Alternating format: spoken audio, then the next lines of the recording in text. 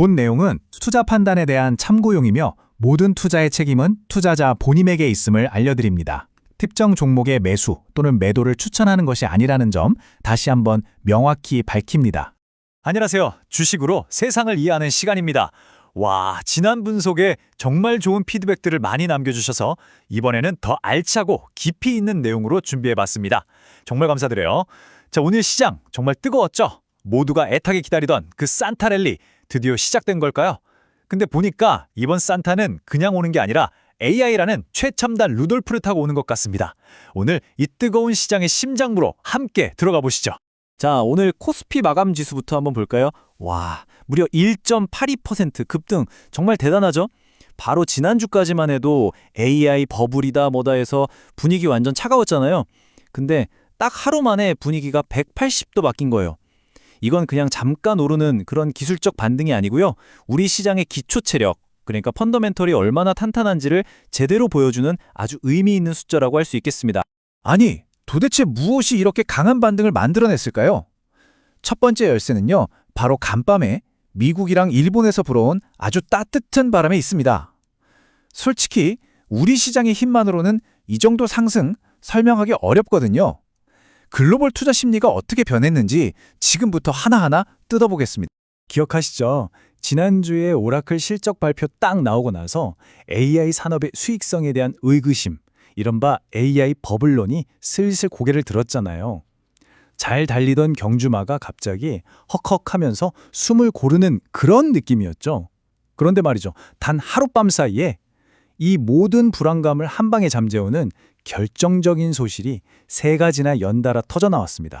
자, 이 슬라이드에 정말 중요한 내용이 다 들어있습니다. 집중해 주세요. 첫째, 메모리 반도체의 풍향계라고 할 수 있는 마이크론이요. 시장 예상을 무려 70%나 뛰어넘는 다음 분기 실적 가이던스를 발표했어요. 이건 그냥 실적 좋네? 이 수준이 아니에요. 반도체 슈퍼사이클 진짜 다시 오는구나 하는 확신을 시장에 그냥 도장 꽉 찍어준 겁니다. 둘째, 엔비디아의 중국향 저사양 칩 수출 허용 가능성. 사실 미중 갈등이라는 게 엄청난 불확실성이잖아요. 그런데 여기에 작은 숨통이라도 트일 수 있다는 기대감이 생기니까 기술주 전반의 투자 심리가 확 살아났죠. 그리고 마지막, 일본은행이 금리를 올렸다는 소식입니다. 보통 금리 인상은 악재인데 이번엔 좀 달랐어요. 왜냐? 일본 총재가 앞으로는 아주 신중하게 천천히 올릴게요 라고 말하면서 속도 조절을 예고했거든요. 쉽게 말하면 전 세계에 풀린 돈을 일본이 갑자기 진공청소기처럼 빨아들이진 않을 거라는 안도감을 준 거죠. 이건 글로벌 증시에 아주 긍정적인 신호였습니다. 불과 며칠 사이에 시장 분위기가 얼마나 드라마틱하게 바뀌었는지 한번 보세요. 지난주까지만 해도 AI 거품 꺼지는 거 아니야? 하는 공포가 스멀스멀 피어올랐다면 오늘은 역시 반도체 슈퍼사이클은 진짜였어 하는 안도감과 자신감이 시장을 가득 채웠습니다. 보시는 것처럼 시장의 분위기는 정말 한순간에 바뀌어요. 이런 단기적인 소음에 흔들리기보다는 오늘 우리가 확인한 이런 데이터처럼 큰 흐름을 읽는 게 얼마나 중요한지 다시 한번 깨닫게 되는 부분입니다. 자, 그럼 이런 글로벌 훈풍을 등에 업고 우리 국내 증시에서는 어떤 선수들이 가장 힘차게 달렸을까요? 당연히 오늘 이야기의 주인공이죠. 바로 AI와 반도체였습니다. 오늘 코스피 랠리의 심장부로 한번 들어가 보시죠. 이 차트 하나가 모든 걸 말해주고 있습니다. 전기전자 업종이 무려 3.66%나 급등하면서 시장 상승을 그냥 압도적으로 이끌어버렸어요. 우리 시장에서 덩치가 제일 큰 섹터가 이렇게 강하게 움직였다는 건 지수 전체를 끌어올리는 아주 강력한 엔진이 제대로 작동했다는 뜻이죠. 외국인들의 돈이 어디로 향했는지 너무나 명확하게 보여주는 지표입니다. 그리고 이 강력한 상승을 뒷받침하는 결정적인 데이터가 또 있습니다. 바로 이 숫자 41.8%입니다. 이게 뭐냐면요. 12월 1일부터 20일까지 잠정 반도체 수출이 작년 같은 기간보다 무려 41.8%나 급증했다는 겁니다. 마이크론의 실적 전망이 그냥 희망회로가 아니라 현실 데이터로 증명되는 바로 그 순간이죠. 네, 맞습니다. 오늘의 상승은 그냥 그럴 것 같다는 기대감이 아니에요. 데이터가 똑똑히 증명하고 있습니다. 대신증권 리포트를 보니까 외국인들이 오늘 전기전자 업종에만 8천억 원이 넘는 돈을 쏟아부었어요. 41.8%라는 이 강력한 수출 데이터가 외국인들한테 지금은 한국 반도체를 쓸어 담을 때라는 아주 명확한 신호를 준 셈이죠. 하지만 여러분, 이렇게 시장 분위기가 뜨거울수록 우리는 한 발짝 뒤로 물러나서 냉철하게 볼 필요가 있습니다. 이런 축제 분위기에 취해서 혹시 우리가 놓치고 있는 위험은 없는지 시장의 다른 한쪽 면을 들여다보는 것도 진짜 전문가의 역할이니까요. 과연 우리 시장 앞에는 장밋빛 미래만 펼쳐져 있을까요?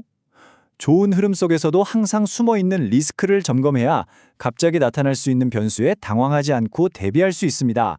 근데 오늘 시장을 보면 좀 재밌는 점이 하나 있어요. 바로 개인 투자자들이 엄청나게 팔았다는 건데요. 여기 글귀 보이시죠? 사실 이건 거의 연말 공식 같은 거예요. 대주주 양도세 피하려고 나오는 어떻게 보면 전형적인 패턴이죠. 제가 시장을 20년 넘게 봐왔지만 이건 시장이 불안해서 던지는 패닉셀링이 절대 아니에요. 그냥 세금 문제 때문에 나오는 계절적인 현상이라고 보는 게 맞습니다. 오히려 더 중요한 건 뭐냐? 이렇게 쏟아져 나온 물량을 기관하고 외국인이 싹 다 받아갔다는 거죠. 이건 오히려 시장의 힘이 그만큼 강하다는 증거 아니겠어요? 자, 데이터로 직접 확인해 보시죠. 개인이 무려 1조 4,600억 원을 순매도했습니다. 어마어마하죠? 하지만 이 물량을 기관이 거의 그대로 다 받아냈고요. 외국인도 순매수로 힘을 보탰습니다. 그러니까 개인이 세금 문제로 던진 물량을 이른바 스마트 머니가 이때다 하고 저가 매수의 기회로 삼았다고 볼 수 있는 거죠. 하지만 우리가 진짜 경계해야 할 요인은 따로 있습니다. 바로 원달러 환율이에요. 어느새 1,480원대에 진입했는데 이렇게 높은 환율은 외국인 투자자 입장에서는 부담이 될 수밖에 없거든요. 왜냐하면 주가가 올라도 환율에서 손해를 보면 말짱 도루묵이니까요. 이 환차손 우려가 커지면 아무리 한국 증시가 매력적이라도 투자를 망설이게 만드는 요인이 됩니다. 이 부분은 우리가 계속해서 눈여겨봐야 할 핵심 변수입니다. 자, 지금까지는 시장 정체를 보는 거시적인 흐름, 즉 숲을 살펴봤습니다. 이제부터는 숲에서 나무로 시선을 옮겨서 이 거대한 AI 테마 속에서 실제로 어떤 기업이 수혜를 볼 수 있을지 구체적인 사례를 통해 한번 파고들어 보겠습니다. 오늘 우리가 현미경으로 들여볼 기업은 바로 HD 현대일렉트릭입니다. 여러분, AI 데이터 센터는요, 별명이 전기 먹는 하마예요. 그만큼 어마어마한 전기를 소비한다는 뜻이죠. 그럼 이 전기를 안정적으로 공급하려면 뭐가 필요할까요? 바로 변압기 같은 전력 인프라가 필수적인데 이 분야에서 우리나라 최고 기업이 바로 HD 현대일렉트릭입니다. 그런데 정말 흥미로운 점은요. 이렇게 좋은 테마에 속해 있는데도 주가는 11월 고점 대비 무려 24% 넘게 하락했다는 사실이에요. 시장에서는 이걸 낙폭과대라고 보고 있는데 과연 이 하락은 위험 신호일까요? 아니면 절호의 기회일까요?